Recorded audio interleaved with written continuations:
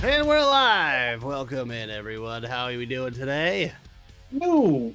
Yeah, that's pretty bad. Pretty bad. You good?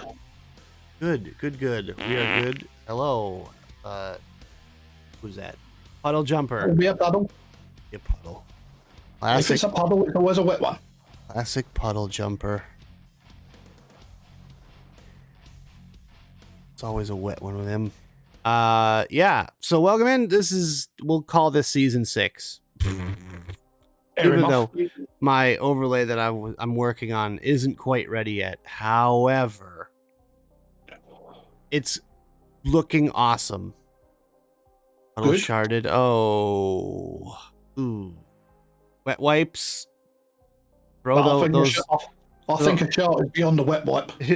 Throw the drawers out. Just, yeah, go home, take a shower. Yeah. Big time. Big time. Mike, you're going to be pretty stoked about what I've got going on with this overlay. I know it doesn't mean that much to you because you just gotta sit and chill. But you know me, mate. I always like a good bit of artwork and that. So the plan is we're going to have speaker cabinets where the chat box is. Laura! Ora! So they're going to have speaker cabinets. The speakers themselves, the actual cones, seeing as how we're on the speaker topic, are actually going to bounce and vibrate with the music. Oh, sweet. And it's going to look like it's inside this like big stacked cabinet thing. And then at the top, we're going to have an amplifier with like little like the bars jumping up and down. Then the EQ. Yeah, the EQ, and it's going to have the album cover and what the artist is up there. Nice. And all of that together is going to like go with the music. But we're going to work it out so that, you know, we're going to have a spot for when I'm like screen sharing or whatever, instead of like me going, oh yeah, I'm going to have it so that I could just have a window open and like share so people can see what I'm sharing. And G says he's also going to have a new theme tune for us soon. Oh, okay. I want something like Igor and Doom, like the music from Doom had a baby. But nice, short and sweet, you know, like a little riff and then or like fade it out. A bit like where the bass line is actually what they call brown noise. So low, you shit your pants. Exactly. You got to put the brown note in there so everyone gets off to a good start, you know? Poop notes. Mike has more than enough brown noise. Oh, well, it's better than the... Whoop, there's a risky one. It's better than the white noise that we currently have here, a.k.a. snow. Oh, is it all snowing over there? Yeah, we got a blanket. We got about, I'd say, 8 to 10 inches of snow, possibly, right now. Oh. And it's still going, I think. Oh. That's why I don't have my lights on. It's so...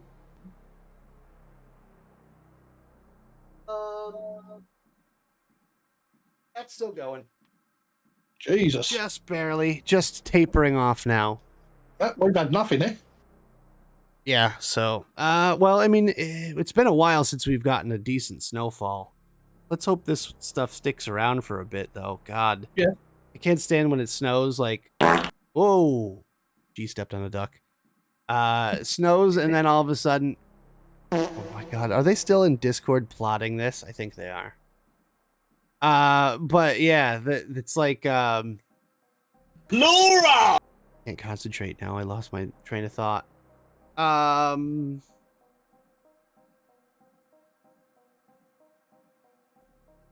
What the hell was I saying? You were saying about hoping the snow sticks around. Oh, yeah. I hate when you get like a bunch of snow and then like 3 days later it's all gone. Yeah. It sucks. Hate that. Yeah, well, that's pretty much what happens here all the time. There you go. There you go. Okay. I mean, I think the last decent snowfall I remember here in my part of England will have to have been back in 1986, 7. Jesus Christ. Really? Yep. That sucks. I would hate that. Like, as much as I hate driving in the snow, I hate being out in the snow, but I like looking at it from my window and going, oh, everything's all pretty. But like, being in a place where it just never ever snows, that would be really weird to me. And well, if you do move over here, you'll have to get used to it. Yeah, I guess. But Jenny's always like, oh, well, we could go home for like Thanksgiving to Christmas and all this. I'm like, true. That would be cool. Because then you get 2 holidays and you stay till like the new year or whatever. And, you know, it's basically just over a month. I mean, it's a lot of time to take off or whatever if you're working or something. But the other thing is, like, if I end up getting like a green card, I believe I would have to like stay over there for a bit. Right. I couldn't even like leave. They're like, you're gonna fuck off. You're gonna leave. You're gonna go back to your homeland. I don't know. I'll have to look into that a bit more, but I don't know how it exactly works. I know that Jenny said that one of her mates came over here and she couldn't leave the U.S. for 3 years in order to get citizenship, and then you can only visit so often once you are a citizen. Okay. I don't know. I don't know how it works. I haven't got a clue. But anyways. No idea. All I know is my cousin has got citizenship over in Spain. Oh. But, I mean, for physical reasons, he can't come and go as he pleases. Yeah. But for legal reasons, there's no issue. He can stay in Spain as long as he wants, or he could stay here as long as he wants. Fair enough. I mean, the property he's got over there is a 15th century watermill. Cool. That's awesome. Yeah, he renovated that. On the land, he had 2 fincas, which are the Moorish cave houses. Oh. So he put double glazing front end on it and turned them into holiday lets. That's cool. Yep. Ah. I want to stay in a cave house. And once he actually settled there and had the place up and running properly, the land he basically started breeding the Spanish dancing horses. You know, what came to my head when you said Spanish dancing horses was not what that is. I guarantee. I forget the technical term for them or the proper name. But they're the black horses with the long hair and that do all the dancing. I want to see the Spanish dancing horses now. Let's see. Spanish dancing horses. I have never heard of such a thing. Riding School of Vienna. Grand finale. Spanish Riding School of Vienna. Is it? Are you seeing what I'm seeing? I haven't clicked on it yet. Click on it real quick. I don't know if you can see unless it's just a queue, but like I need to know what the hell is a Spanish dancing horse? Let's just mute it. Okay, well they're not black. Okay.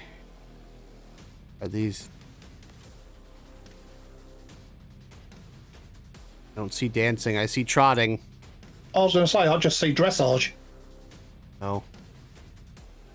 Clip clop, clip clop, clip clop. Oh, oh, oh, oh. Good horsey. Good horsey.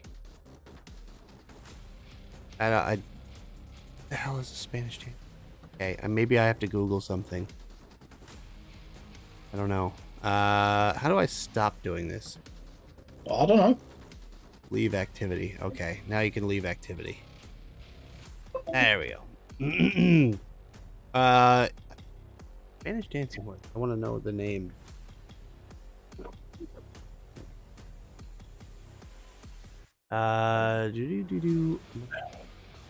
Andalusian dancing horses. The cultural heritage that shouldn't be missed.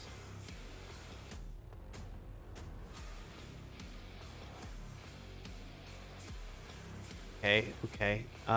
This is such a foreign thing for me. I don't know shit about horses. Of course, it's a foreign thing. They're in fucking France, Spain. Yeah. Okay, that's weird. That's super weird.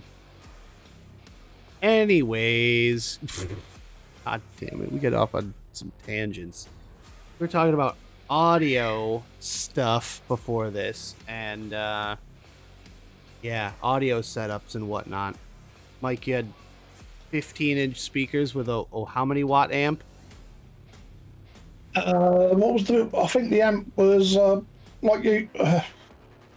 sure it was 100 or 150. Yeah, you don't need a lot of wattage for an amplifier. You see all these cars with 1200 watt amps or 1500 watt amps, and it's driving like two 12-inch subs and a couple of speakers, and it's like, why do you need that much wattage? I guess there might be a difference between AC and DC power, but I'm not an electrical engineer, so I don't know. Yeah, well, I mean, there is a difference, but the car amplifiers do get hot. So the more wattage you can actually cope with, the better for the car amplifiers because they won't overheat. Huh. Terrifying to think about. I don't want my car frickin' burning down because of my stereo. I mean, my old Rover 100, I had 3 Kenwood amplifiers in the boat. Ooh. And they were all 800 watt Kenwood amplifiers. Jeez. That thing must have been bumping. Yeah. I mean, what? To be honest, I had one of the amplifiers set aside just to run the bass bin I had in my Rover 100. And that amplifier was not powerful enough. Because the bass bin was what they used to have as called a Rockford Foxgate Power 15. Oh yeah, you had a 15-inch sub. It was a 1500 watt 15-inch sub.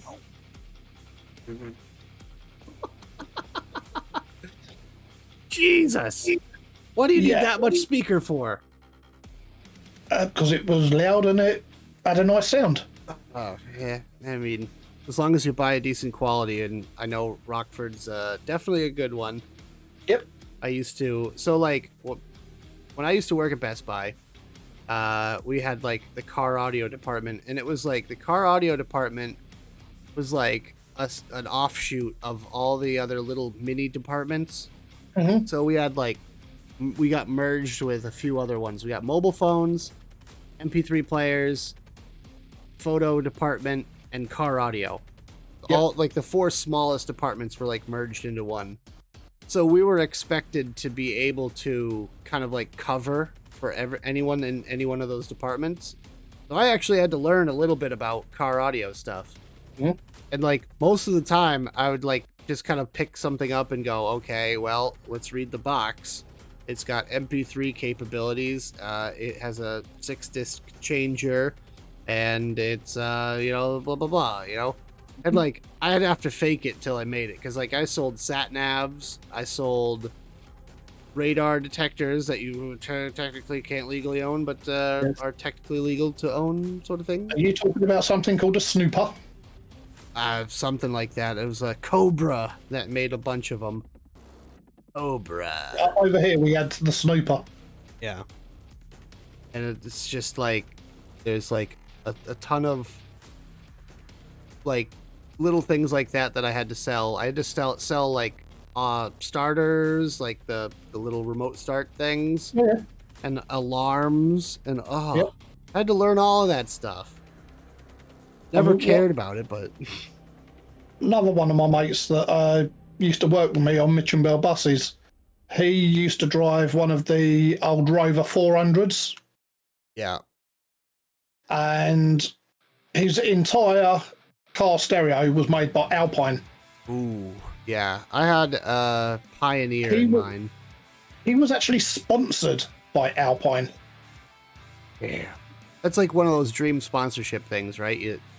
Like, oh man, if I could just deck my entire car out with all the thing. And I feel like there's a lot of parallels between the car audio scene and like PCs, right? Because like with PCs, a lot of people will like simp for a specific brand. And they'll be like, oh, Gigabyte's the best brand ever. Everything Gigabyte's great. Yep. Asus is amazing or whatever. And like same thing with car audio. It's like, oh well, I have all Rockfords in mine. Oh well, I have all Alpine. Oh, I have all Pioneer. It's like, Yep. but sometimes I've certain got to components admit, are better. For head units, I always used to go for Kenwood. Okay. I just love Kenwood head units. Simple to use, no faffing around with menu systems and that. Some of those things looked like they could have been like an old mobile phone. Like, oh god, the amount of buttons on the faceplate of those things. I'm like, first of all, I just want to know how to skip the song, turn it up, turn it down, play, pause. That's it. Yep. I had my Pioneer head unit came. I put it into a 1990 Pontiac Grand Prix. Damn. So there's this piece of shit car with like $150 stereo in it, but it had an iPod dock, and I had it professionally installed by the people at Best Buy. Now, granted, good people, they did good work, but you know, it's like one of those things where it's like corporate, right? But like they basically took the wire and put it around back of the head unit, and it came out in my ashtray. Well, okay. It still had an ashtray. That's how old this car was. Like legit, like a place to put your ciggy for when you're driving. Yeah. But I obviously didn't use it for that. Well, here's the thing. I was a smoker at the time, but I still never used that damn ashtray. Because that's gross. Why would you want to stink up your car like that? I just flick it out the window. Exactly. So I used it to keep all my spare change in. So I had a shitload of like change in there. And then this little wire hanging out. And I bought myself a 120 gig iPod. The big boys. One of the with the color screen. Yeah. And I filled that fucker with everything. And I just plugged it in and just left that iPod in the car at all times. Like it never left the car. And I just would drive and just play my music. Because before that, I had MP3 CDs. And MP3 CDs, for anyone that doesn't know out there, we used to have to use this technology called burning CDs. Yep. And I used to burn a data CD of MP3s, which you could fit way more music on. Because instead of having the actual music burned in, it was just the data burned in. Yep, but I used to use a software called LimeWire. Yeah, oh yeah. LimeWire. I had one, I forget what it was called at the moment, but it's like Angel something. Angel Fire, I forget, whatever, doesn't matter. So I used to use this one, and like, obviously there's some sketchy like people out there that are trying to infect your computer with stupid shit. Yep. But a lot of it was legit, and I may have given my home computer a virus or two in the process, but I got the music that I wanted. Aha, suck it. And same with LimeWire, to be fair. Like, LimeWire had a bunch of viruses, Napster, all those ones. But you got to know what to look out for, right?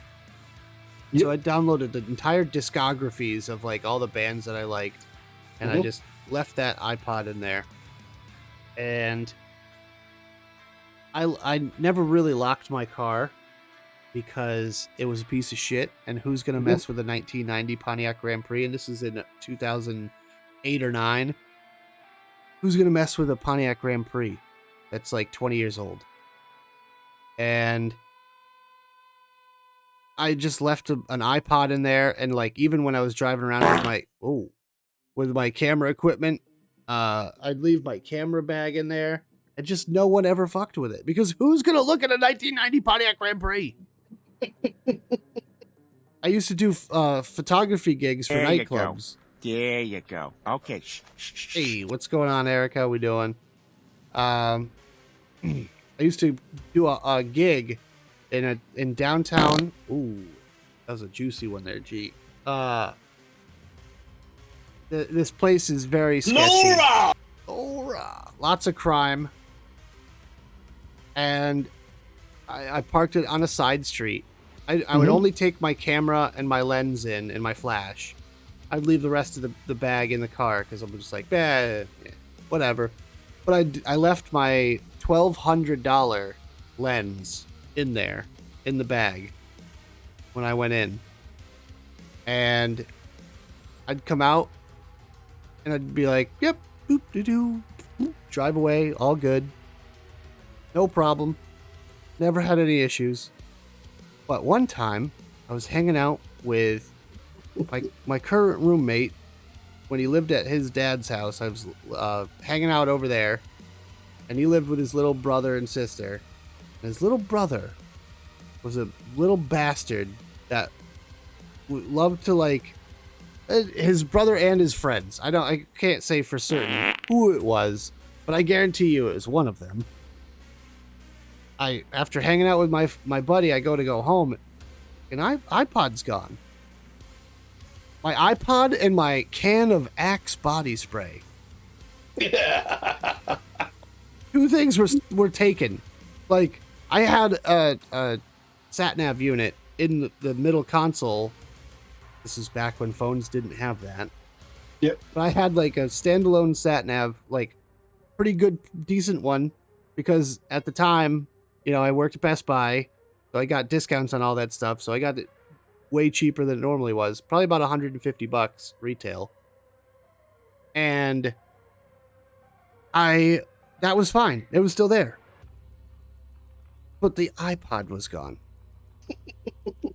And I'm like, ugh. And ever since that iPod went missing, I just ruined driving for me because I had to go back to doing CDs. Like I didn't want to have to buy another one. It wasn't until years later that I got another iPod. Ended up finding someone. I used to work at a thrift store, and I was in charge of all the intake. So I'd take all the stuff in different categories and put a price tag on it. So they let me do the electronics, and I get first dibs on everything. So I'm just like, okay, we'll put that over here, mark it as $10, and I'll put it out once it hits the floor. I go out to the floor and go, I'll have that. So I ended up with an iPod Touch for like $10 or something. Fair enough. Sorry, charity. Whoops. I've got to be honest with you, I've never owned an iPod. I've borrowed one. What did you do for music? Did you ever have mobile music on the go? Either on my phone or Before that, on a memory key. Did you have an MP3 player? A dirt cheap thing that I got from Argos. I think it was only about £5.99. If it works, it works. I used to have one that was a little tiny thing about that sort of size. Yeah. And you just had a little screen in the middle and buttons at either end, and that was it. Yep. I had one similar to that. It was made by SanDisk, and it was really cool because it would take a full-size memory stick, and you just plug it in. And at the time, I think the biggest drive was 512 megabytes. I mean, like that. It was tiny. So or maybe it was a gig or whatever. But so like I could fit like 30 songs on it, and this was before the iPod stuff. So I was so psyched about having like mobile digital music. Like you could fit like 30, 40 songs on this thing, and you plug it in and it has a little screen and it shows the song name and everything. I'm like, oh my God, it knows.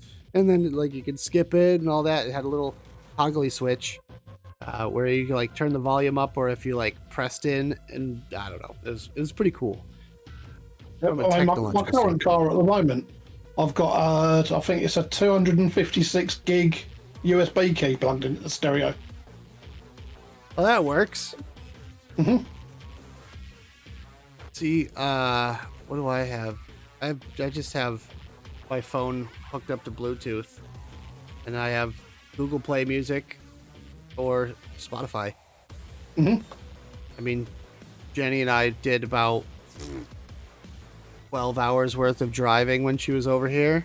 Yeah. And the whole time we had tunes.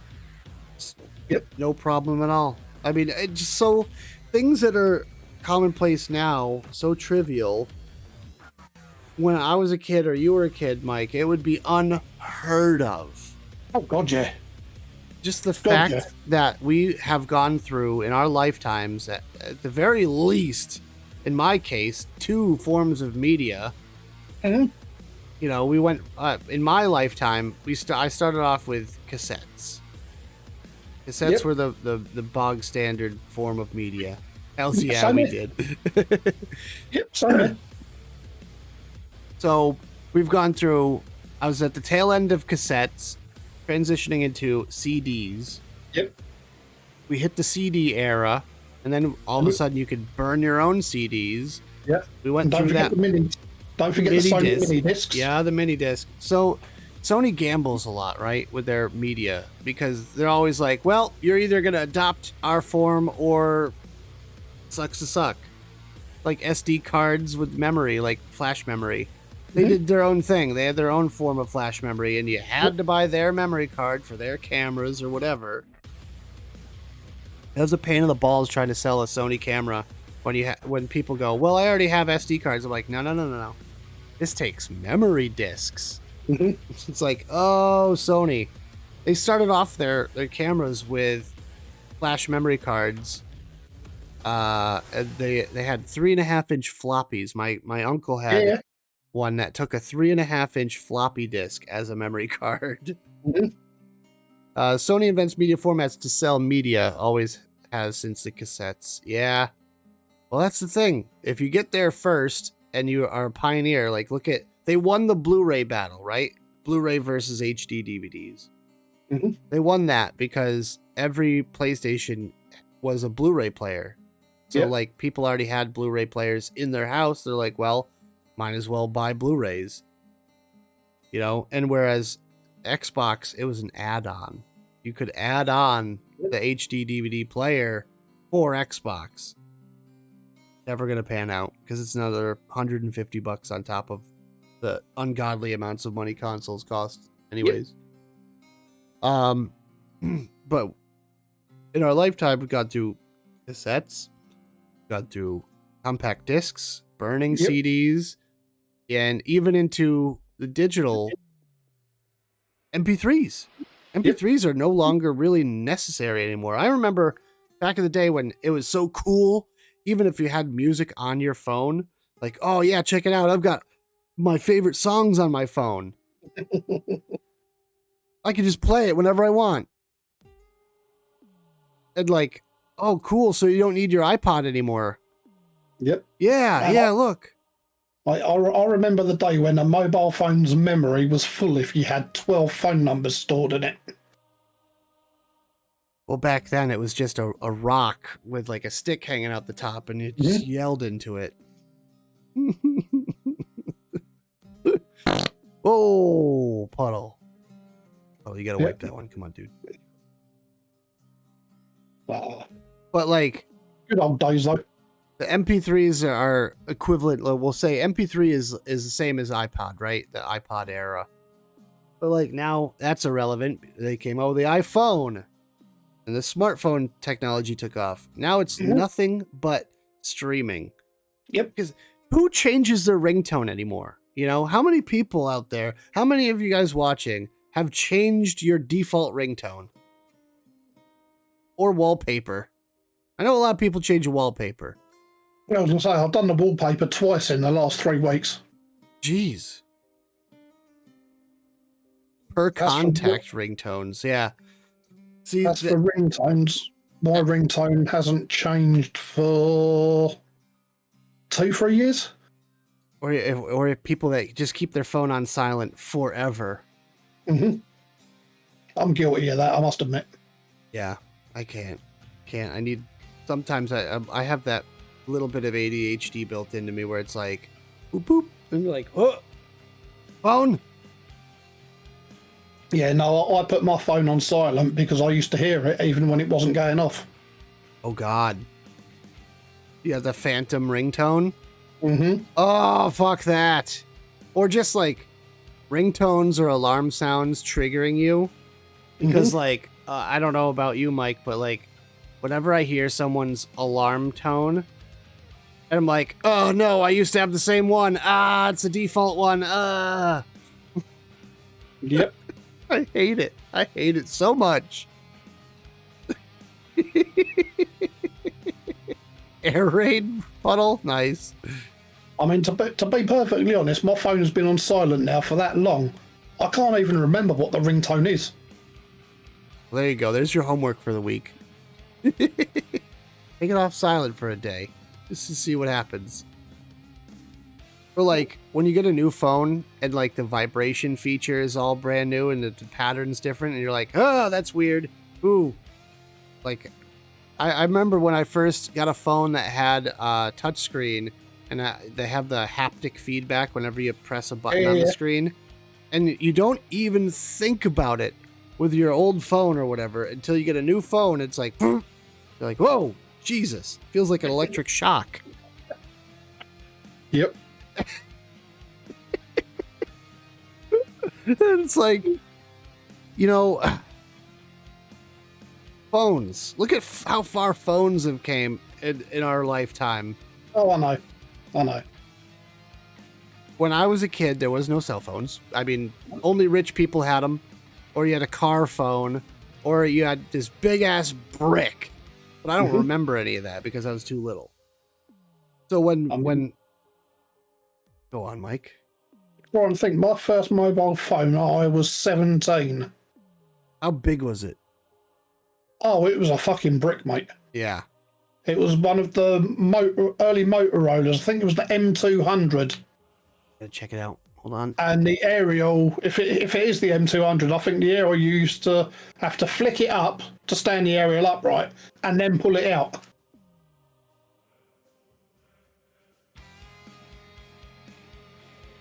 Oh, yeah.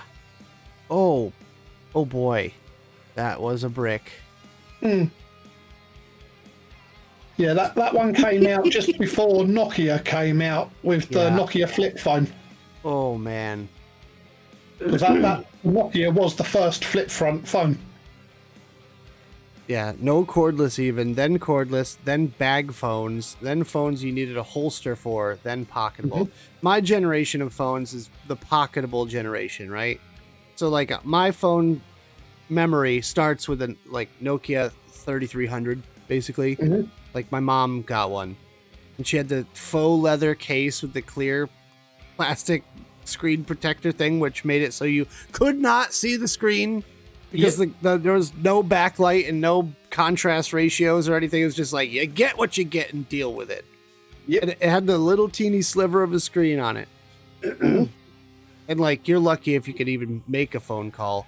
I remember like having to use that thing. I'm like, this is horrible. This is way worse. And I mean, even to this day, landline phones, call clarity and quality is so much goddamn better.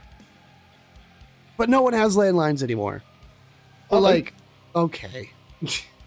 So Nokia 3300, then it, like all of a sudden it's like, okay, well, everyone gets a phone. When my mom decided to upgrade, The whole family got phones. I was about 16 years old, maybe.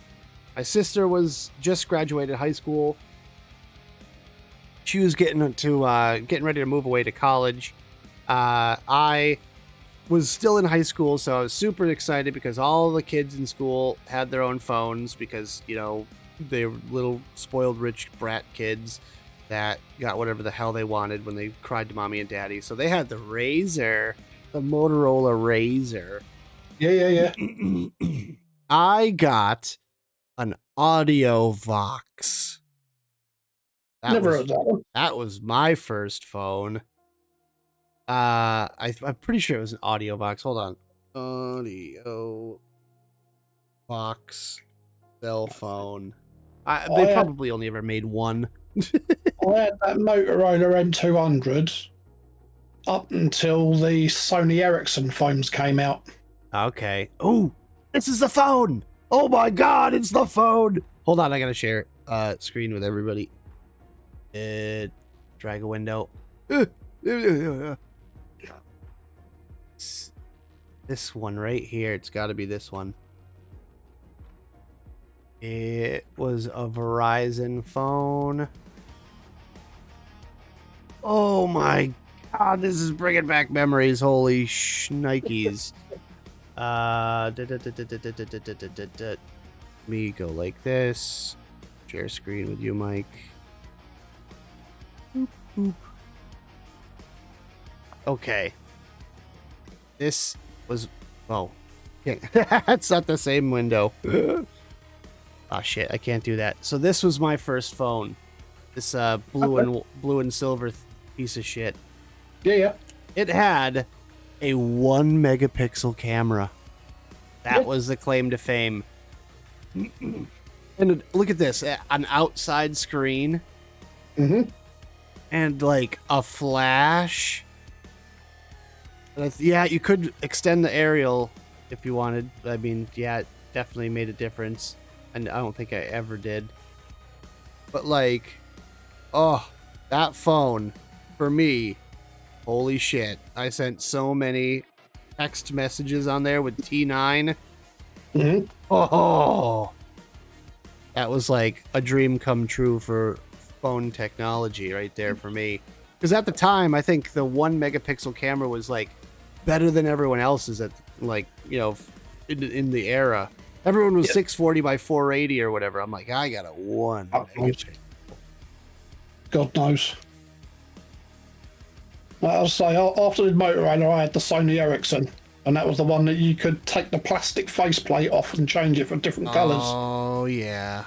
I remember those. Yep. Those were good. Those are good phones. I think I've still got it somewhere. Right? Like, how many people have an old dead cell phone somewhere in their house? Oh, mate, I've got about 6 of them now. I have 2. I have 2. And an iPad I don't use anymore. Might try to factory reset it, to be honest, and see if I can... I mean, what's the point? What's the fucking point? It's basically target practice. Just in this room here, I think I've got 3 old phones, plus the one I'm using. Time to let go. Do a clean out. Spring cleaning's coming up soon. But yeah, like phones, old phones. After that phone, what did I have? A BlackBerry Storm. I've never had a BlackBerry. So yeah, so Blackberries were all the rage during that whole Ericsson phase type thing, Palm Pilots and all that. When BlackBerry came out, it was all like businessy, very businessy type of phone. And like everyone was all about like, oh, BlackBerry is so good, it's all professional, it works so well. And I'm like, okay, Blackberries are cool looking, I guess. They're huge. But then they made the BlackBerry Storm, and it was slim, but it had a trackball. Yeah. I love that little trackball. And it had a full color screen and like apps that you could download and stuff. And like you could use the BlackBerry Messenger. And I'm like, sick. I'm going to get so many people on my BlackBerry Messenger. And then it's like, oh wait, it only works with other people that have Blackberries. And you're like, oh, hey, Are you gonna get a BlackBerry? No, why? Oh, I wanted to use Messenger because it's free. Remember we had to pay for every single text? Yep. How many? I went over and I was on a family plan and I spent like, oh, I don't know, $8 in 10-cent messages. And my family was like, oh, you're going to have to get your own plan. Yeah, we're going to kick you off.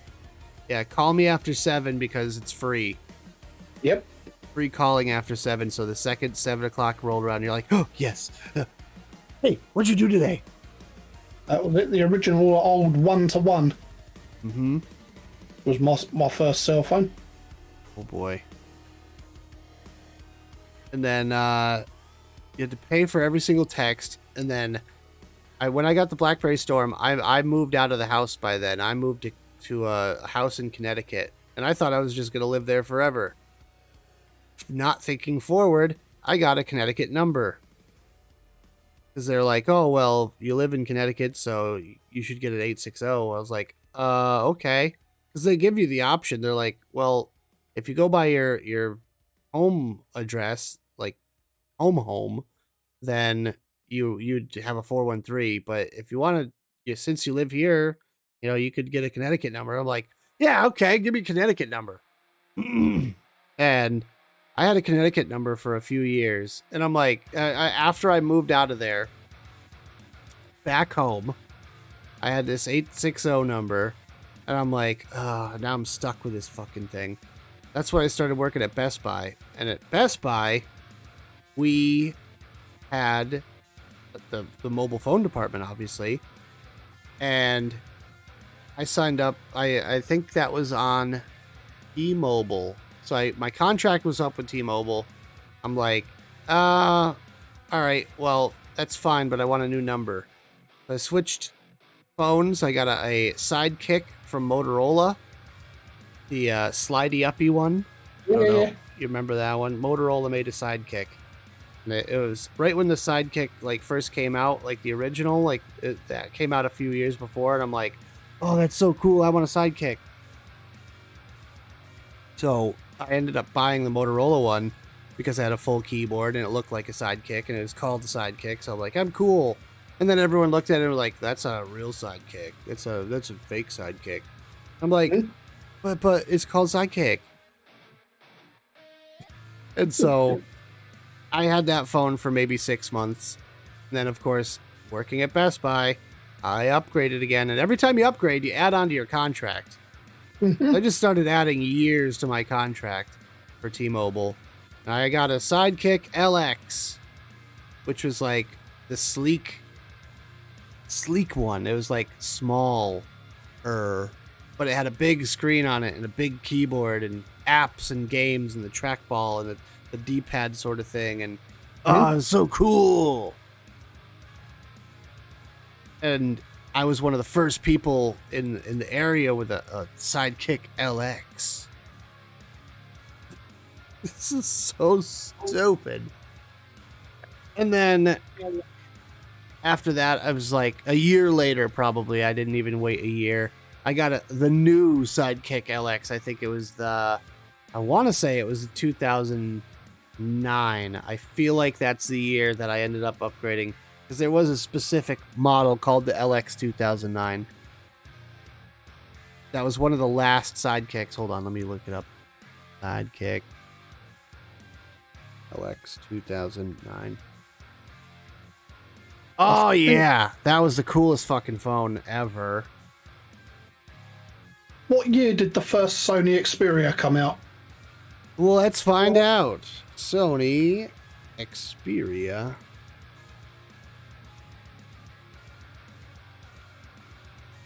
One. Is it the one or is it just the Xperia? Oh, what? Is that the one with the PlayStation control pad thing? Yeah. Holy shit. Original. Oh, are they? There's like concept art for a new one. Is there a new smartphone? Probably. What? All right, this is an eBay listing. Wait, it has. Unlock GSM Android game. Oh, it's called an Android game. Does it show when it was made? Alexa, when did the Sony Xperia phone first come to the market? The Xperia phone first appeared on the market in 2008 when Sony. Okay. Alexa, shut up. 2008. Your Google foo is better than mine. Okay, so right around the same time period then. Yeah. Okay, so you had the sweet looking slick gamepaddy type one. Mhm. And yeah, this was the first. My Sidekick was one with the flippy outy screen that rotated around. So Yep. you constantly fiddle with it. You flick it out, then flick it back, and then flick it out, and then flick it back. It's like a pocket knife. You just flick, flick, flick, flick, flick, shift, shift, shift, shift, shift. You fiddle with the frickin' mechanism. But you know what? It never broke for me. It never You were broke. lucky. I I know. can guarantee there were millions that did. Oh, I'm sure there was, because there was so much playing that the screen like tilted back and forth when it was out, like outward. Like, oh Yep. man, yeah, the screen swung out and it was so cool. And you were so like seen and cool and like, I don't know. All the scene kids had them, and I was in the scene at the time, like the metal and hardcore scene, and like all the cool kids had those phones. Yep. So I got one for myself, and I thought I was a cool kid. But the LX 2009, man, if I could have any phone again, oh, it would be an LX 2009. They discontinued the service. The service was called Danger, and the service was discontinued like only a couple years after the 2009 came out. So like every single Sidekick user was just like, what am I going to do? What now? You Mhm. know, nothing had really happened in that world for so long that like you just kind of forgot about it. And you're just like, well, what? I don't even know what phones to look for. This is probably when the iPhone 2 came out. Let's see. Google iPhone 2 release. I was going to say the Xperia I only had for a couple of years, and then I went over to Samsung. Mm-hmm. I've been with Samsung ever since. Yeah. I didn't make that switch so soon because I did have an iPhone. What did I have? I had the iPhone 4 after the Sidekick LX. So wait, it was iPhone 4. That's what it was. Because like obviously like 2010, right? So yeah, I got it a little bit after release. I didn't like wait in line or anything for it, but I got the iPhone 4 after the LX because they literally just discontinued the service. And what was that? Was that still on T-Mobile?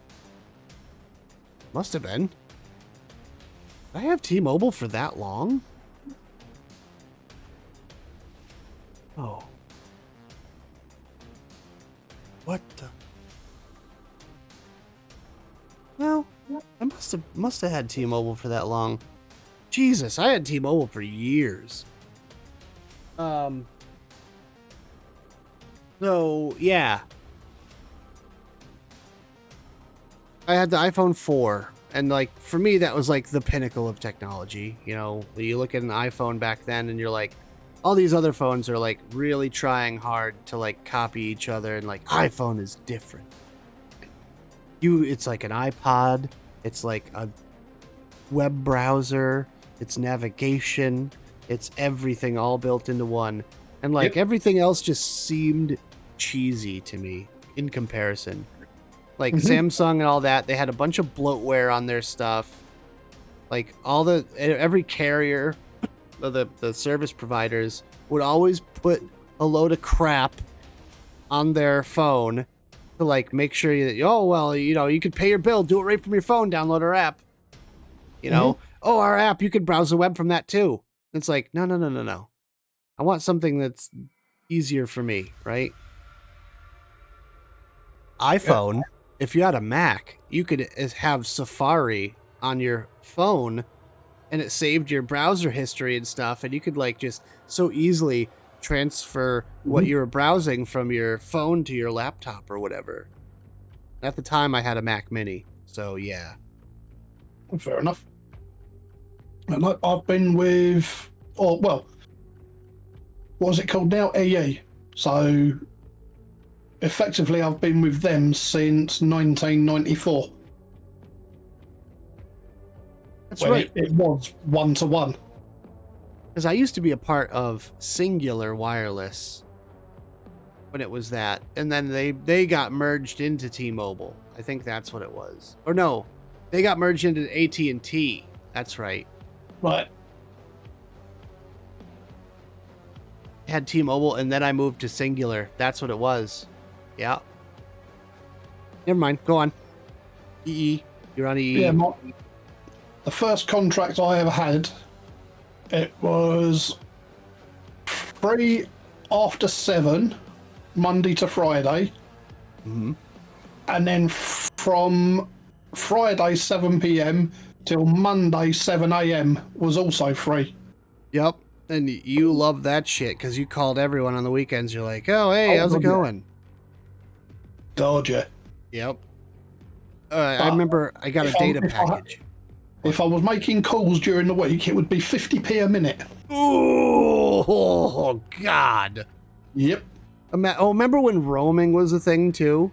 When you're Yep. outside of their cellular network and you're roaming? Yep.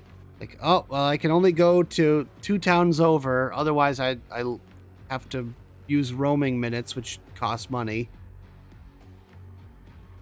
God. Yep. And I think text messages were 15p each. Oh, boy. 15p. Damn, that's a pricey one. But yeah, Yep. so like I got my first, like when I had a sidekick and all that, it was like unlimited texting. So I was like stoked about I didn't have to worry about going over or using up specific amounts or whatever. Because at first, I think when I first got on a BlackBerry, I had like 1,000 a month or something. Mhm. And if you go over that, it's 10 per. Or it was like 7 per incoming, 15 per outgoing, maybe something like that. So it's like, okay, well, you can receive a text and it's still going to cost you money. Mhm. You couldn't turn that off. Like, don't text me. Someone texts you and you immediately call them and say, don't text me, they're not free. Yep. But like, you know, when we're getting into the iPhone generation, this is when we had started getting data plans. It's like, oh, you can get a gig of data. You know, that's when the 720p era of YouTube was big. Mhm. Like, that was not a big deal. Now we're currently living in the 4K era, right? And a gig a month, if you were restricted to a gig of data per month, everyone would go over. Yep.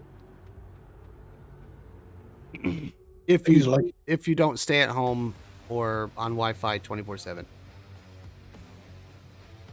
Yep, easily. No. What was it? 1-to-1 actually bought me out. Well, not 1-to-1 because they sold out to T-Mobile. Mhm. When T-Mobile took them over, that's when they started trying to buy the old 1-to-1 contracts back. Oh, really? Yeah.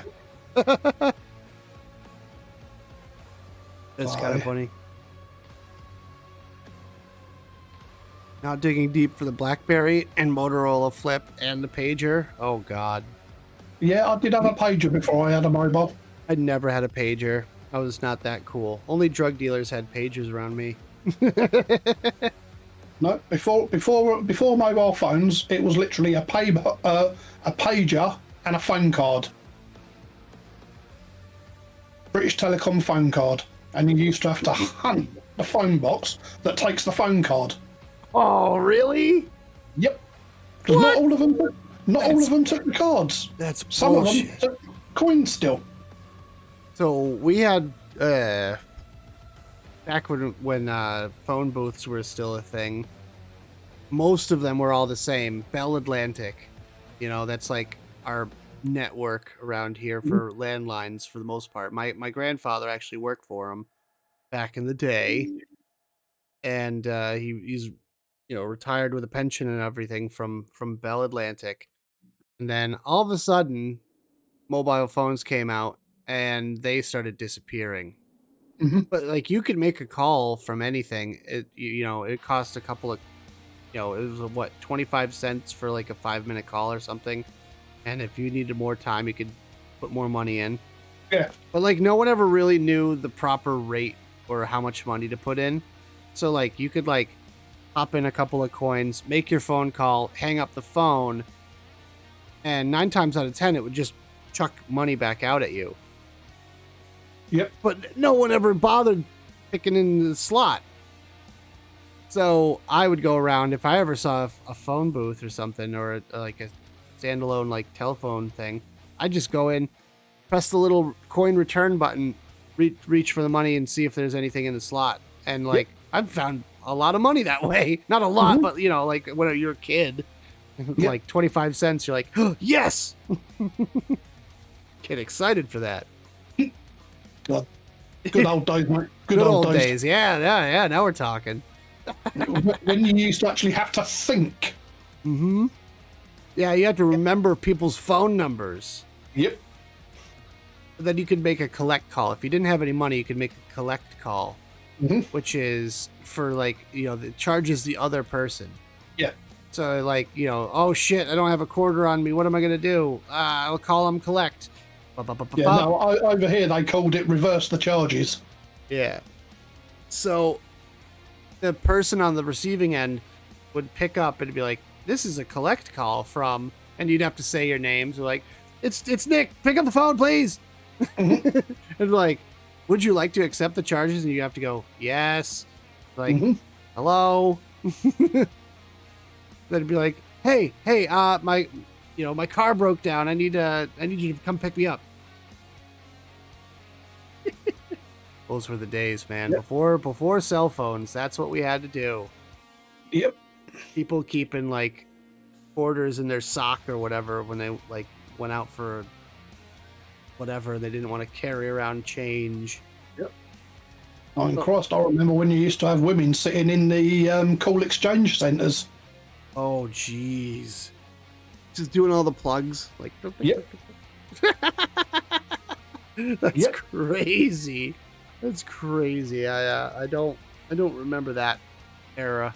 There was a time when you used to actually pick up the receiver, hit the button that puts the receiver down again 3 times, and then the operator would answer you, and you'd have to tell them the number you want to talk to, and then they'd put the plug in there. That's crazy. Oh my god, I can't even fathom that. Nowadays, you know, you boop a thing on your AirPod and like just say a name and it just calls that person and they pick up with their little AirPod and boop boop. You know? That's if you answer the phone. Or if you're like me with severe anxiety, you just go, nope, and mute it and ignore it and say, if they text me, might text them back. Maybe. You might get a text response from me. If you don't leave a voicemail, you're just completely blocked out of my life forever. Because I will never... Ooh, I don't know who you are. I don't pick up strange phone numbers anymore. Do you? No. If it doesn't show a name or the actual phone number itself, I will not answer it. Oh, unknown caller? Oh, yeah, I want to pick that up. Sounds great. Sign me I up. won't touch it. So, you know, after we reached the iPhone 4 generation, it basically became like just a downward spiral of like, everything's the fucking same. Literally everything that came out was a black square. Yep. That's it. Or rectangle. You know, that's it. Screen. And like, I don't care if you were Motorola or you were Samsung or iPhone or whatever. It's a black rectangle with glass on it and you'd press the buttons. The one phone that I actually got pretty excited about was the Galaxy S7, but it was the rugged version. I had, oh God, what was it called? S7. I remember that one. Active, is that what it was? Version, I don't know. Google Foo's failing me today. It was the Active. Okay. So it was called the S7 Active. Okay. I had that phone, and it was like, it was one of the first ones that was like waterproof. Right. Not just water resistant, it was waterproof. And I used to go to the bar, and I used to take my phone and be like, watch this! Bloop! Into my drink. And I'd take it out and be like, watch, I can make a phone call now. Boom. And people would be like, whoa, that's so cool. Because at the time, like, phones just like, you got them, you don't dare get your phone wet. Mm-hmm. Nowadays, I don't know if you ever see these videos pop up on your like Facebook feed or whatever, but like you see those people that like crawl in the rivers and they're like looking at the bottom of the rivers to find cool shit. And like people are finding phones with no cases whatsoever, and they press the button underwater and it lights up, and you're just like, no problem. Water, Yep. Nothing. I know. I mean, the mobile phone I've got now, I'm still running the S10. Oh shit. Time for an upgrade there, Mike. I know that technology hasn't gone a long way, but like, But the reason I'm sticking with the S10 at the moment is because I'm only paying £20.99 a month for the line. that's not terrible, I guess. Do you have like unlimited everything, or is like, Yep. I don't know. I pay $35. Right. If I decided to upgrade my phone tomorrow, to get the phone I would want, my bill would jump to £64.99 a month. What is it, like a 5G plan or something that they charge you extra for? All the phones over here now are going to 5G. Oh, of course, yeah. Not surprising. You can't stop that technology. I know everyone's freaking out when COVID was about, like, 5G is going to fry our brains. Yeah, Like, I know. You can't, I don't care how bad it is. It could fry our brains for all I know. But can we stop that technology from happening? Fuck no, we can't. No way. We can't stop the progress. Like, look, bottom line is, we might not need that technology, but the police, fire, military, government, they need it. And if they need it, they're going to do it regardless of any ill effects. You know? I guarantee within a 10-mile radius of a cell phone tower with a 5G, you probably have freaking tumors popping up left and right, but, you know, is it related? Yeah, Eric says aliens. I agree. Maybe the aliens need it. Maybe they need it. They're demanding we upgrade our technology. Who says it weren't the aliens that invented it? This is true. This is all magic to me. It's like, what is it? Anything that cannot be explained by normal means can be considered a miracle. It's like half the technology that we live with on a regular basis nowadays would be considered a miracle 100 years ago. Like, there's no fucking way you can do that. But that's the point. So, like, you know, you get into the whole 5G era, and all of a sudden everything goes up in price. Basically, it's an excuse to charge more. At the end of the day, that's all it is. They're just finding other ways to make it more expensive for you to live your daily life. It's like, is it really that much more expensive to run? Probably not. Guarantee. It's definitely not more expensive to run 5G as opposed to 4G. Like, yeah, you have to build new infrastructure, but that's on you, bud. I didn't ask for this. I mean, I'll have a look now on my EE app. How much it'll cost me to do an upgrade. Yep. Where are you? Because, like, for me, if I wanted to upgrade, I could upgrade too. But, like, it says I have to get a 5G plan to get 5G, but my phone switches over to 5G networks anyways. When I move about. And my phone contract that I'm using, I'm on Google Fi, right? What? So Google offers a phone service, and it's a very small division of Google, but they offer, my plan is $35 a month, and I get unlimited calls, texts, all that stuff, but I get a gig of data. And this is under the assumption that you are always on Wi-Fi. I have Wi-Fi at work, I have Wi-Fi at home, and anywhere in between I use data. And usually I don't go over a gig because I don't go anywhere. I use, when Jenny was over, I think 2 gigs in a month. Maybe a little over, maybe 3. But even then, my phone bill for when Jenny was over was like twice what it normally is. It's like $65, $70-ish. But I mean, that's like probably the max you're ever going to pay. Because they have a limit on how much data you can buy from them. Yeah. And then after that, they slow you down. And it's like 6 gigs. So the most expensive phone bill you're ever going to incur is like $100. But like I don't think I could physically do it. I'd have to be watching 4K video on my phone all day, every day, in order to go over that data limit. I don't know how people do it. Or they just live without Wi-Fi everywhere. They're just like, I'm not even going to bother turning on the Wi-Fi. Why? I have unlimited data.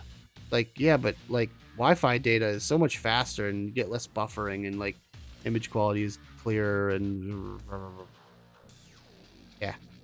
So yeah, I never really understood those people. They're out there. Those data hogs. But like, remember when it was like it cost you, it's like a lot of people are stuck on contracts. I don't have a contract. I pay month to month and I pay outright for my phone. So I buy my phones unlocked so I can take it wherever. I don't have a SIM card whatsoever at all. No SIM card required for Google Fi. Okay. And I can, if I wanted to, I could just take it to a carrier and go, hey, I want to sign up for your service. And you port my number over and they'll be like, yeah, okay. But I am very happy with my service. Call clarity and all that when I do make a phone call, if I have to, is fine. Coverage is fine because it not only uses the T-Mobile towers, which is like the biggest network right now, I believe. I don't know. I think Dire Thing might be able to correct me on that one. But it's the big, powerful network, and it covers a lot of area. And when I'm not on that network, it automatically switches to another network, and it doesn't cost me extra. Right. No roaming, no nothing. So, I'm pretty happy with my service. And also free international calling and all that. So whenever I go over there, I don't have to tell them I'm traveling. I don't have to sign up for a new service, nothing. It just automatically connects to your networks and works. Yep. I use a shitload of data usually, but that's besides the point. Right, for me to get the S23 Plus is £67 a month. Woo! Is that including the cost of the phone? Yeah. Okay. So that's not actually that bad. It's like 30 for the phone, 30 for the service. Taxes and fees and all that. What if you bought a phone? They're stupid amounts of money. I know they are. But you could get like a 2-year-old phone right now for like tops a couple £100. I buy my phones outright because they hold their value. And if you buy an unlocked phone, it could be used with any carrier. So if you do go to resell it, I don't break it in the meantime, it will be worth more when I go to sell it. Well, there you go. The Samsung Galaxy Z Fold 5. £85 a month. But that's mostly the cost of the phone doing that to the plan, not necessarily the actual contract. Yep. So, I mean, you pay $85 a month for 20 months or whatever. Or it's always a 24-month contract. 24? Okay. So, yeah. 24 months, 2 years. You get locked in for 2 years. Or you buy a phone outright. Maybe it's a couple years old. You buy it off of someone or whatever. As long as it's unlocked and you can use it with your carrier, then you just pop your SIM in there, no problem. And usually it's never been that much of an issue. Yeah. Carries over your contacts and all that because everything's stored on the SIM most of the time. You might have to select it that or something. I don't know how everyone's phones work nowadays. But with my phone, I use a lot of Pixel phones right now. I've been in a Pixel hole for the past like 5-6 years. Yeah. Pixel 2, Pixel 3. I went from 2, 3XL, 4XL. Now I'm on the 6 Pro or whatever, because there is a 6 and a 6 Pro. So now I'm on the 6. And now they're up to Pixel 8, I believe. So I'm a couple generations behind. Yeah. I have 0 issues with this phone. I have no reason to upgrade. I mean, to be honest, I've got 0 issues with that phone, apart from the fact I've got a cracked screen. Ooh, pain. Mm-hmm. Yeah. I mean, I remember a lot of people would go through like, oh, well, is it time for your upgrade yet? Is it time for my upgrade yet? It's like, yep. I stopped worrying about that because I just buy them outright. It's like, I don't have to worry. I can upgrade whenever the hell I want. Just buy a new phone. Mm-hmm. You know, sell the one I've got in my pocket for a couple $100 and move on with your life. You got your money's worth out of it, right? I did that with the S9. Okay. Paid outright for it. And I've still got that in the drawer down there. See, you could have sold it and got some money for it. I mean, in the drawer over there, I've got a couple of the old HTC phones. Oh, God, yeah. Different countries work differently with how they do things. Because, like, I watch an Indian YouTuber. And in India, there was a phone service provider that was offering free 4G internet when 4G was the big thing. Okay. So this person bought a phone and signed up for a contract just to get the internet on that phone. Yeah. And he says what he does is he uses it as a hotspot for his other devices. Yeah. So he never goes over data or anything. All he pays is like, I don't know, the equivalent of about $15 a month for this basically Wi-Fi hotspot. Yeah. And that's all it's used for. But it's just happens to be a phone. Yep. There was a time when I used to have a portable modem that I used to carry around with me as well. Oh, jeez. Oh, boy. Yeah, it was just another SIM card on my account. For what purpose, though? I'd just be doing shit on the laptop and that. I'd take a laptop to work with me. That makes sense. Yeah, if you got a laptop like that or a netbook or what have you, that would make a little sense. Yeah. I'm waiting for, like, I'm surprised they don't have SIM slots or the ability to connect laptops to phone service provider kind of internet. You know, you would think that would be a big market for people that want to carry around a laptop wherever they go and be able to connect to the internet. Like, yeah, I guess you could connect it to your phone by hotspotting. Yeah. But wouldn't it be even easier if you just had your laptop? Okay. Dire Thing says they do. Of course. Yeah.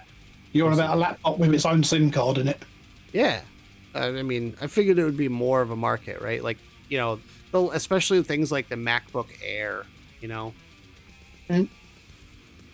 MacBook Air is not a work machine. It's mostly a fancy netbook with an Apple sticker slapped to it. It's not anything great technology speaking, but it's a convenient way to carry around a big screened laptop with a full keyboard. But like having that connected to Wi-Fi or not Wi-Fi, but like an service provider network, yeah, would be so goddamn convenient because you could just go, sit on the train, pop open the laptop. Don't have to worry about hotspotting on your phone, killing your battery. Nope, just. But over here, a lot of the trains do have free Wi-Fi, Well, that's fancy. especially the Virgin trains. Yeah, that's for like longer hauls, right? It's not commuter trains, not like underground network stuff. Oh, no, not, well, the Underground does have free Wi-Fi now as well. Oh, well, fancy you. That is pretty cool.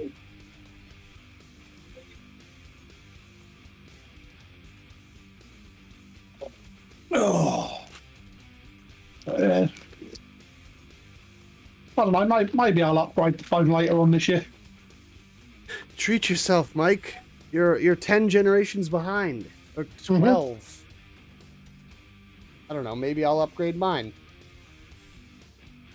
Like, the one thing that I really want in a phone, really, is a camera. I like a good camera. And the Google phones have very, very good cameras, but so do the Galaxies. My sister's got a Galaxy S22 Ultra, and that camera is amazing. But I just wish that we could get a little bit more. We're so close to having, like, excellent camera phones, right? Because I remember they made a, like, Hasselblad made a phone, which talk about gimmicky. You know, they have all these gimmicky phones, like Razer phones and things like that, and they're super gimmicky. They're like, oh, it's a gaming phone. It's got a double the RAM, and it's got more processor speed. It's like, okay, great. It's still a fucking phone. Yep. When you can have, you know, at the very least, a laptop-sized processor fit into a phone-sized device, you let me know, because that's the phone I'll buy. You know, you have a Intel Core i5 or something, like, running your phone. Yeah, maybe. But I don't think anything that Snapdragon comes out with is going to be able to impress me in that way. It's like, oh, it's got a whole 4 gigs of RAM. Like, nah, I want DDR5, you know, fast RAM. Like, I want gaming grade RAM for my phone. You don't want much, do you? No. But, like, no. Honestly, gaming on your phone sucks. There's just no way to fully impress me with a phone. I don't give a shit. It's a brick of plastic and metal and glass in your pocket. You know, I've never actually done the mobile gaming thing. It's pointless. What's the point? It's a time waster. It's literally half of them are designed for you to wait in between tasks, right? Like I used to play the Simpsons game a lot. Like the Simpsons game, you could, like, you know, build a little town. You build your own version of Springfield or whatever. And all it is set people on tasks, and when they're done with the tasks, you tap on it again to collect the thing. That's all it is. But half the time, there's 24-hour wait periods for some of these tasks. And you just go, okay, 24 hours, boop, boop, boop, boop, boop, boop, boop, boop. Put everyone on a 24-hour task. See you guys tomorrow. It sounds a bit like that old game they had on Facefuck. That was, what was it? Farmville. Laura! Yeah. It wasn't Laura, G. Laura. But, like, the mobile gaming, like, they have COD Mobile, and it's very corny. Why? No Clash of Clans or whatever. No, just no. Say no to mobile games. They're designed to steal your money and your time. Unless you literally have nothing else to do, like you want to, if you're sitting in the waiting room of like a doctor's office, yeah, pop on some Angry Birds or something. Like get a good time wasty game. But like, don't buy anything from that. Don't pay for extra lives or any of that. It's stupid and pointless. You're gonna use it 3 times a year. They're for pooping, I guess. You can doom scroll Facebook if that's what you're interested in. Our lives. Go on, Mike. Yeah, they're in it. Because they're shit games. Yeah. But our lives are consumed by media nowadays. Yep. We carry around a little vision box in our pockets. And not to mention, we all carry a tracker in our pocket. Oh, 100%. 100%. It doesn't matter if you've got location turned off. They can still track your phone. And they can hear you. So Yep. that's the other thing is like they're listening to you. If you talk about something and then all of a sudden an ad pops up on your phone, yeah. Mm-hmm. Uh-huh. So, yes, I know, CIA, you are listening. You can go suck a dead donkey's dick, motherfuckers. That's it. You tell them, Mike. Yeah, I guess if you want to have a pooping game or a waiting room game, sure, have a game or two on your phone. But don't invest in it. Don't. Jenny's been playing a game and I'm like, it's all well and good. You take care of your little village or whatever you're doing, but God, don't pay for anything in those stupid games. They're it's like Roblox, right? Like Roblox right now is designed to take your money because they'll offer No, I've never played it. things within Roblox because it's a kids game. It's like mostly a kids game, and they open up the platform to anyone that can design games. But within Roblox, you can design a game for Roblox, and then people play it.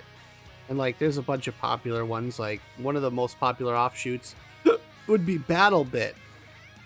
BattleBit is a Battlefield-like game for Roblox. It started off within Roblox, and then nowadays it's its own standalone game, which is all well and good. But like, it's all of these things are designed to take money from you. You know, like I paid for that game. I paid for BattleBit, and you know it's like cost me like $15 or something. But then there's no added stuff inside of the game that makes me pay extra money for. Unlike mobile games are free or like 49 cents or 99 cents or something like that. But then within the game, it's like, oh, unlock this new skin for 99 cents. Unlock this new skin for $1.50. It's like, no, I'm not doing that. Thank you. Exactly. I am all set. And it's like, it's all to just eat up your time. Your time is very precious. This is a message to everyone. Yeah, and it's surprising how much time we do sit in front of a screen. Exactly. And I mean, I'm just as guilty as anything. Twitch is designed to take up a bunch of time. And you know what?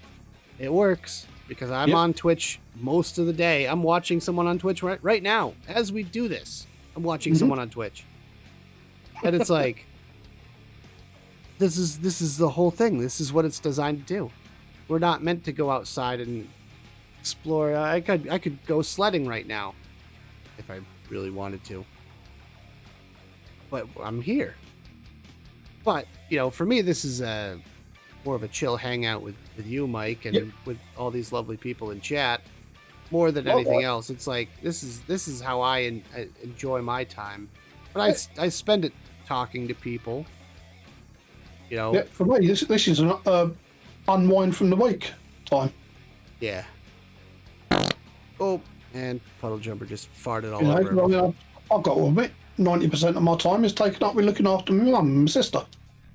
Yeah, I mean, you have to get out there and enjoy life sometime, which is why when Jenny was over, it was like the first time I've been on like a big adventure in a while. You know, like I went all the way out to Boston, and I'd like to take a guess that you might be lurking Spooky or Omni. I'm not actually. I don't have Spooky or Omni on this channel. I'm on my Undesirables version of the interwebs, lurking someone else. Don't worry about who I'm lurking. How about that? but you know, you're meant to go out there and experience life and you know, enjoy it. No, not quite. You're getting closer. Jenny, he's actually lurking. Debbie Does Dallas. That's it. If only. But you know, you're meant to get out there and have adventures. But yeah, adventures. I got you out of the house. That's right. You experience nature. You go take pictures. You make memories. I was going to say, if I ever come over there, mate, we'll have to go out to the bush. Oh God, that sounds like fun. I'll be honest, it does sound like fun. I would love to go camping right now. and just enjoy nature. There's a lot of cool places out here, but you got to like make sure you can legally camp there because half the time it's private property or whatever, state property, what have you. You can't just pop a tent anywhere you want. Well, you can pitch a tent anywhere you want, but you can't. You know, I'd love to go out camping in the Blue Mountains or in the Appalachians. Appalachians are very close and very accessible, and there's lots of places to camp out there. I'd be down. I'd definitely go camping. But the way, maybe not the way you do it. You can have your knife and flint, and I'll have a tent and lantern and some fire making supplies and food, and you can trap a rabbit and skin it and eat it all you want, Mike. I'll bring some hot dogs. I'll make s'mores. All I can say is fucking wimp. I would freeze to death first night, even if it was summer.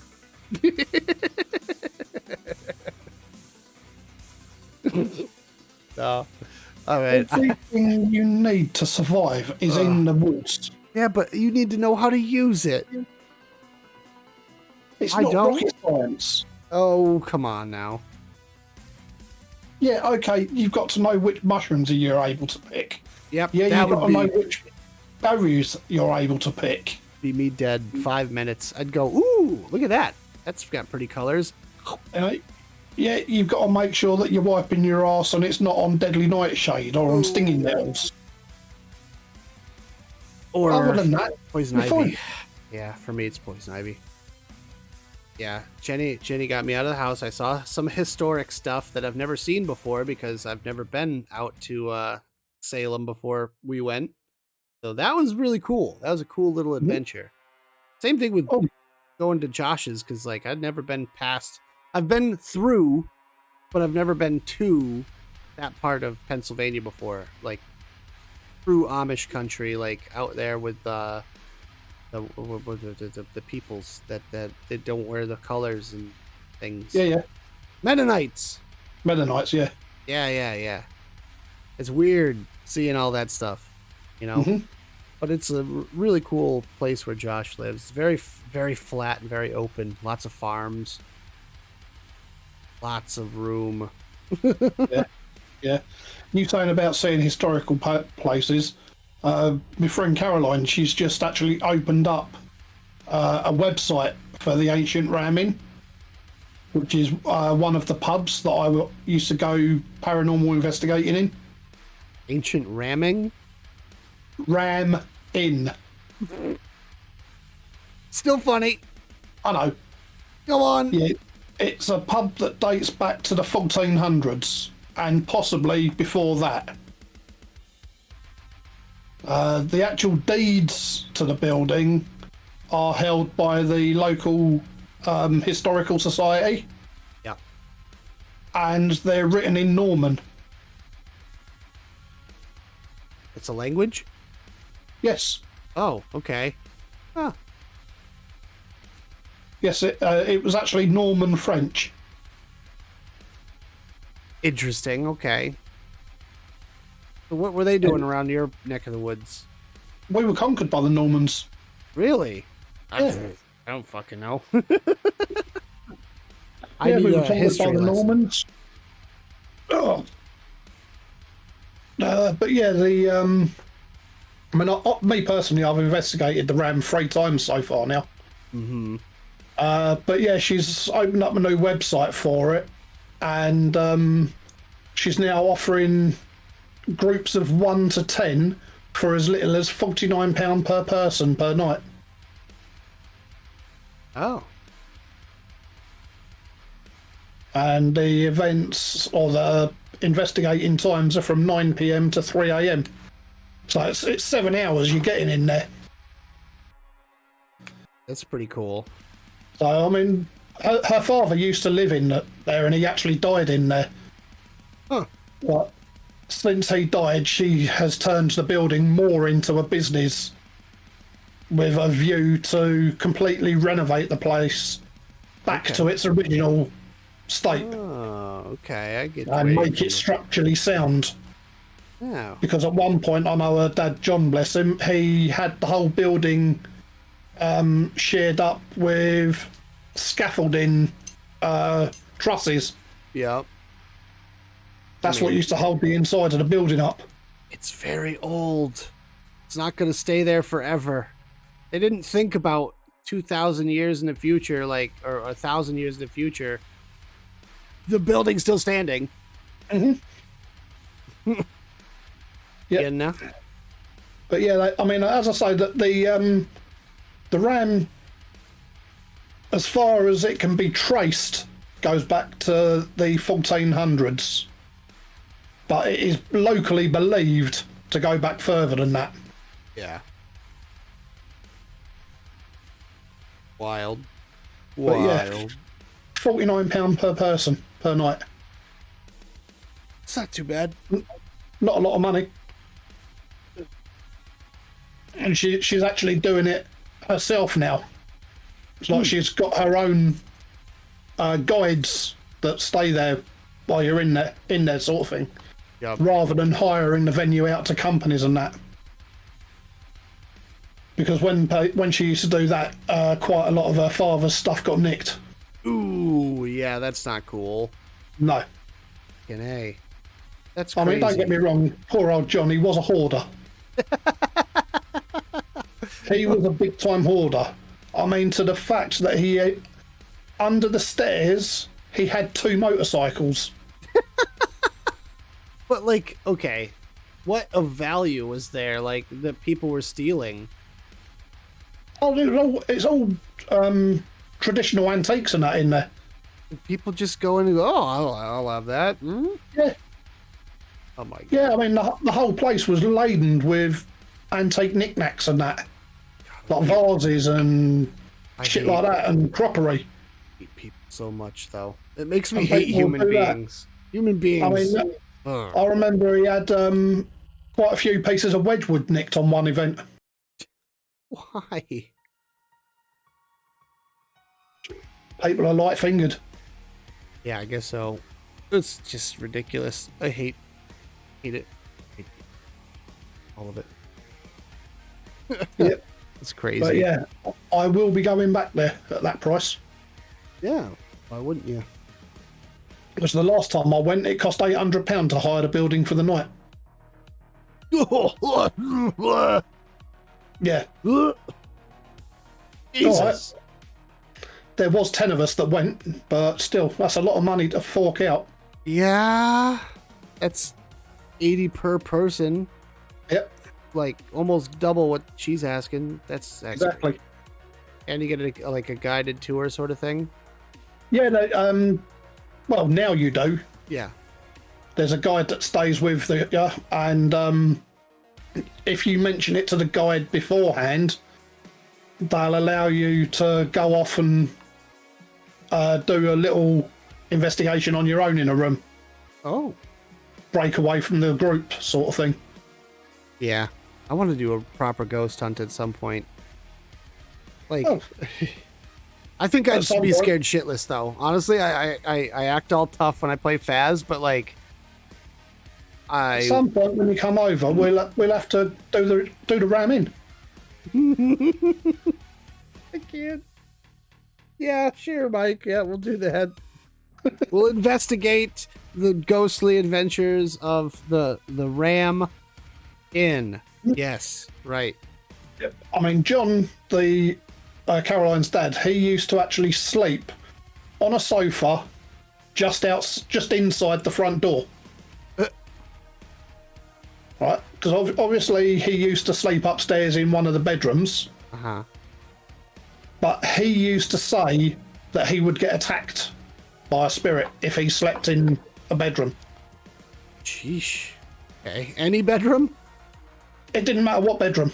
Ah, so it was a roaming spirit or multiple. Yep. Okay. And Yep. so It's far changed there pretty have been 5 so-called registered paranormal groups that have said the same thing, that there is a spirit there called a succubus. Oh, fun. And apparently it was that used to attack John. Isn't a succubus like a female kind of spirit? Yes. Yeah. It's a female spirit that would have sex with you, and if you do not impregnate it, it would kill you. That's a lot of pressure. Yeah. I don't know if I can manage all that. Is it cheating if you bang a ghost? These are rules I need to know the answers to. Yeah, but to be honest, if you bang a ghost, it's no different to banging an ugly woman. Either one, you can't see the face because the ugly one's got to fucking carry a bag over it.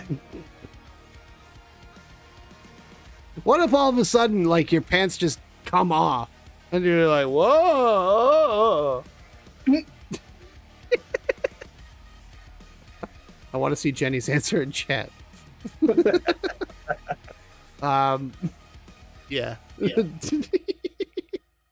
Yeah, I'm gonna have to go around your way at some point. Hopefully when I could get some decent amount of time. Jenny just goes, huh? We're talking about banging ghosts, Jenny. Succubus, succubi. Heard my name. God damn. Not paying attention. Yeah, no, the ramming is in a village called Wootton under Edge up in Gloucestershire. Oh, okay. So it's sort of like halfway between Jenny and here. Wooten under Edge. Oh, quaint little place. Oh yeah. Oh, look at the old buildings. Oh, that's a lovely little bit of countryside. Jenny says you want to bang a ghost. Is she not pale enough?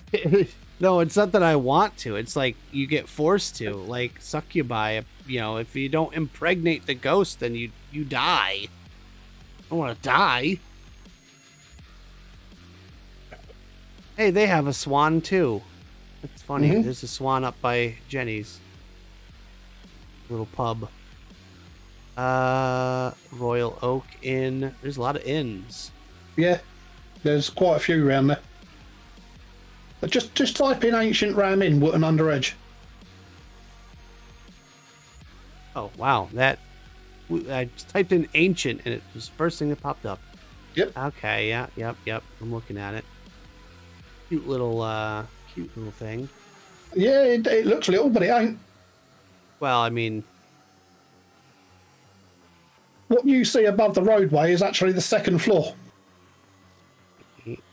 oh yeah, because it goes all the way down in there. Here lodged the carpenters and stonemasons while building the parish church during the 13th century. Memorial to Stephen Hopkins, Pilgrim Father, Mayflower, 1620 of this town. I hope so, Jenny. What? Because this May is when I become debt free. Woo! Fuck yeah. So yes, I am hoping so. Not licensed. Wooten's oldest house. Haunt of highwaymen. hmm Oh. Cool. Want to go. It would be nice, Jenny. It would be good to finally meet you face to face as well. Right? How many people have known of Jenny or have seen Jenny on calls or shows or whatever so many times and never met her in person? hmm It's different, you know? It's just different. Yep. Yeah, we're going to do that. We're going to get together. Yep. Need to go Same, visit Jay I've never as met well. Lynn face to face yet either. It's crazy. Never met Jane face to face. I don't believe I've met G face to face either. I have If not. I have, I'm sorry, G. Yeah, I don't think so. I only met G in like what 2017, something like that, 2018. For one of my first trips over there. No. Oh, it was a little more recent than that. It was like 2019, I want to say, because Jenny was like, "Oh, G's playing Jackbox games. You want to go check that out?" And I was like, "Oh, yeah, all right, cool." That's how I really got to know G. So I didn't even know what he was all about. I knew he was friends with all the builders and stuff. I knew he was a builder. Mm-hmm. And then couldn't, never got to meet him at expos or anything. Gonna be there in May. It would be amazing to get us all together. Yeah, that would be nice. We need to do that. Laura! God, if Jay, I swear, Jay's gonna pop out of nowhere and be like, "Oh yeah, by the way, I'm coming to Expo." Just like always. Surprise. Doesn't speak to us for a year, and then all of a sudden just like, "Oh yeah, let's hang out." Yeah. But it was great to see him at last Expo, I'll be honest. Awesome. Oh, did he go to the last one? Not the October, the last one I went to, last May. Oh, right. Yeah. I still need to make it down for an October Expo at some point.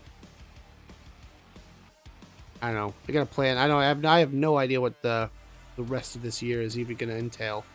A lot of time left, but it'll be fun. Don't worry about it.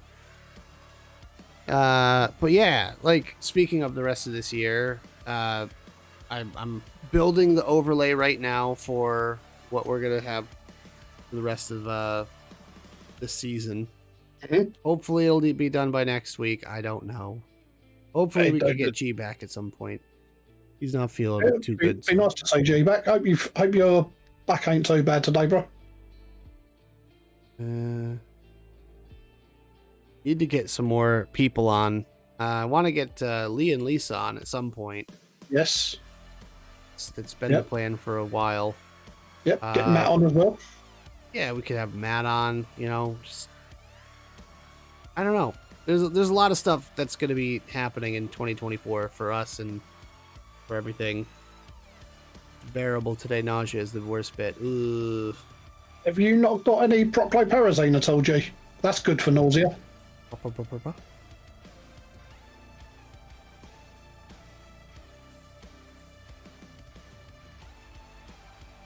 That's what the doctors gave me when I had that labyrinthitis. Possibly my kidney along with the back pain. Oh, jeez. Yay, feel better, dude. Oh, yeah. We need you to get... Yeah. Fucking kidneys. We found out Tuesday last week that my sister's actually got a tumour on her adrenal gland. Shit. Which is a gland at the top of your kidney. Yep.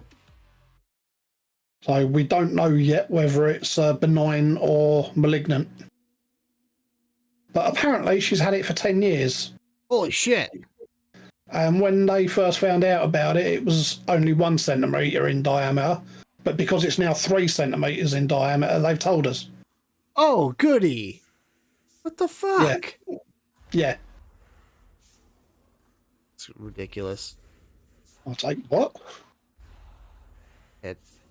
Quieterpine. Nope. Brain goes nope. An antipsychotic and anti-sickness. Though, and it ain't taking the nauseous. Bloody hell. Shit. We need everyone to feel better. New year. Start off good. We need everyone good. Everyone just went through this latest bout of illness through Christmas, and it was ugh. Oh, my back's been a nightmare for the since Christmas Day up until last week. Mm-hmm. Literally been walking like I've just got off a horse.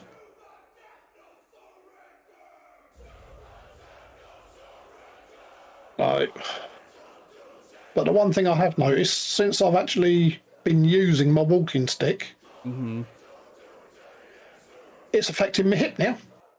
Oh, goody. I suppose because I'm overcompensating with the stick sort of thing. Yeah.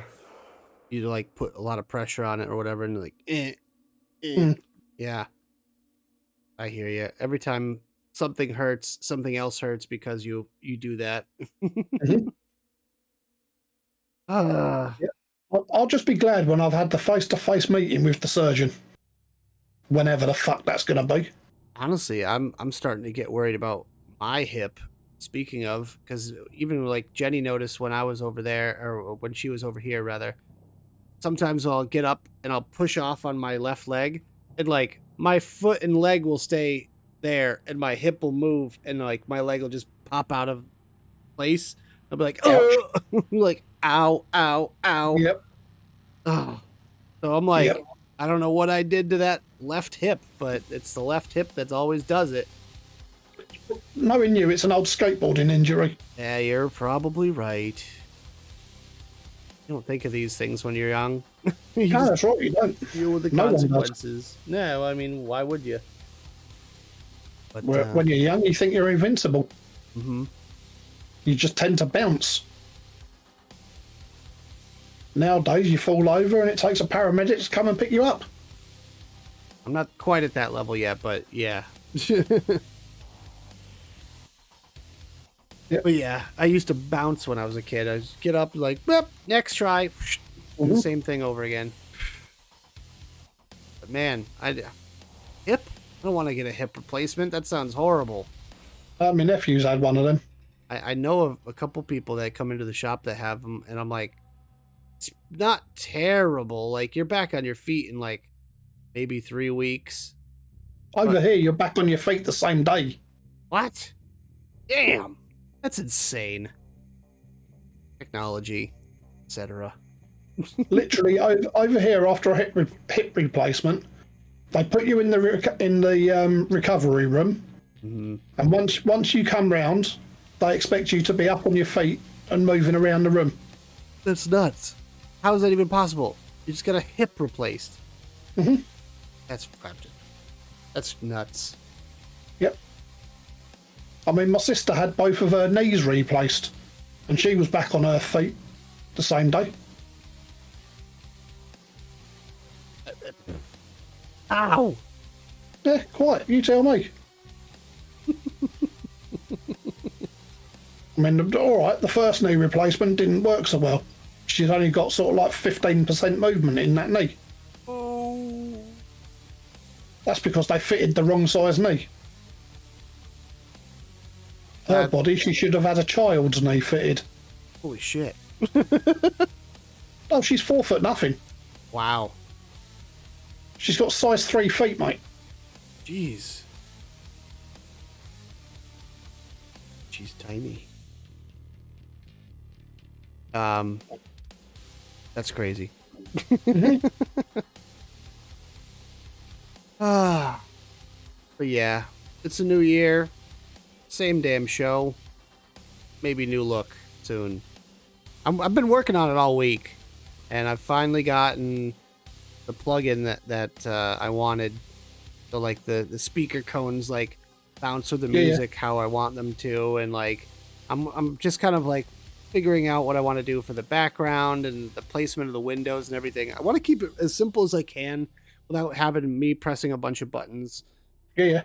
But like I want to make it interactive in a way, or more interactive, I should say. Mike took all of the genetic lottery there, evidently. Yeah. But like I want to make it fun for chat, fun for us. And you know, a good show. Try to make good show for everyone. That's it. You know, be entertaining. Be chill. Oh, there it is. Freaking sound effects. Gonna have to figure out a way to get the sound effects to play through Discord, because like that would make things better too. Mm-hmm. The only thing I could think of is have... I don't even know, man. I don't know. I'll have to figure something out. Dire Thing, we have a new challenge for you. Virtual cam. Yeah, could do. Oh wait, like a virtual cam of a share of the desktop audio or something? I don't know. I'll have a think. Looks like... So you're talking complete gobbledygook to me there. Yeah, it looks like we got a bunch of people in my room over here. So Probably go hang out over there after the show for a bit. Fair enough, dude. Mike, you are more than welcome to pop in. Good Type OBS into Discord as your AV source. Bring Mike. Yeah, everyone wants you to hop over there. All right. Okay. So we'll raid out of here, and then we'll do that whole thing. How about we go raid a fellow masshole, a musician, and a fellow awesome beard haver. One of G's favorite people. Fernand, yeah. Yep. Infrit. That's the one. Yeah, let's go raid him. Yep. Why not? He's only got 79 watching at the moment. Yeah, you know, not nearly enough. Let's bring our crew over there. Why not? So, you know, make sure you wipe and all that. We will be back next week. Actually, you know what I'm going to do is I'm going to paste this, and I'm going to do one with our emotes in there as well.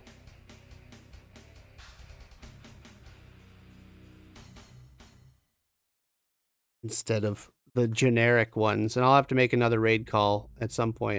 I'll swear I'm gonna do it. do doop doo boop, and that, and then we put our little emotes in there. Boop boop.